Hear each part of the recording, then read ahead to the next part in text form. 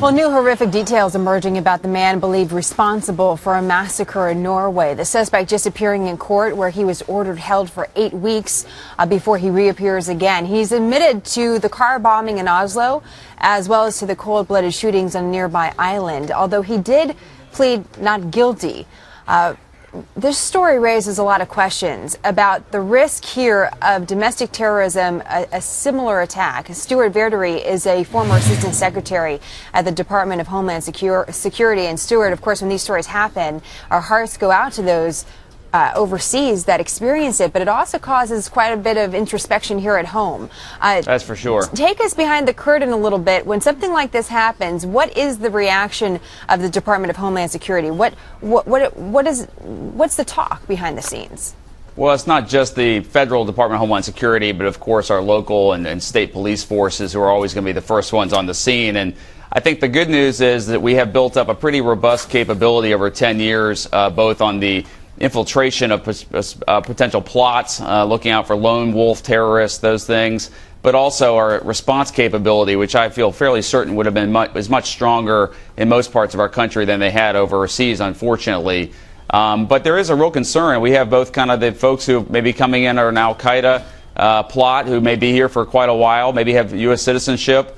We also have right-wing extremists, as we've seen, both in the United States and abroad. So our law enforcement has their work cut out for them. Well, extremists really of any kind, right? I mean, it could be in any category or description. What's the biggest challenge then for finding that one individual that could pose such a threat?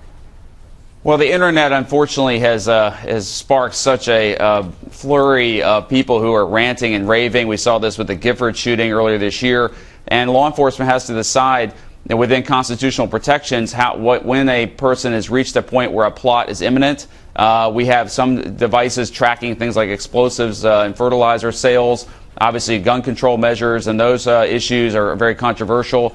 But I do think that the walls we've torn down since 9/11 between fighting terrorism on one hand and law enforcement activities on the other have made it easier for law enforcement to look at those types of plots and individuals who may be plotting things, who may be about to become activated. Well, it is comforting to know that there is a system, it seems, in place now compared to maybe 10, 20, 30 years ago. It's interesting to know, we were on the air, of course, when this story was developing on Friday, and there was instantly a lot of speculation about Muslim extremists in Norway and the relationship between the Muslim community that's growing there, and that's the direction that the story went, at least initially, and that can be dangerous, of course. Today on Capitol Hill, there's a hearing being held about the Muslim Brotherhood and growth here in America, and I'm just wondering, generally, are we too myopic when we're looking at terror and trying to prevent a terror attack? Do you feel that maybe we're too short-sighted in one direction here as we look at prevention and security? Well, I'm not sure I'd say we're too myopic. Obviously, the threat over the last 10 years has largely been foreign-based, and I think we've done the appropriate things both on border security and law enforcement.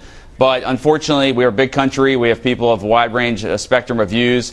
We've seen with the Oklahoma City bombing 15 years ago or so that people can use their legal status here to our disadvantage. And so law enforcement is pretty good at looking out for these things. In terms of the congressional work, there's going to be another hearing this week on radicalization. I think those are appropriate type of hearings. Other countries overseas have had to battle with this, in the UK and Europe, much longer than we have, and we definitely should learn lessons from them. But those threats can come from anywhere. Unfortunately, we've seen it this week in Norway. And you point out, so rightly so, that... Remember, it's better to tell the truth. And that's no lie. Now we know. And knowing is half the battle.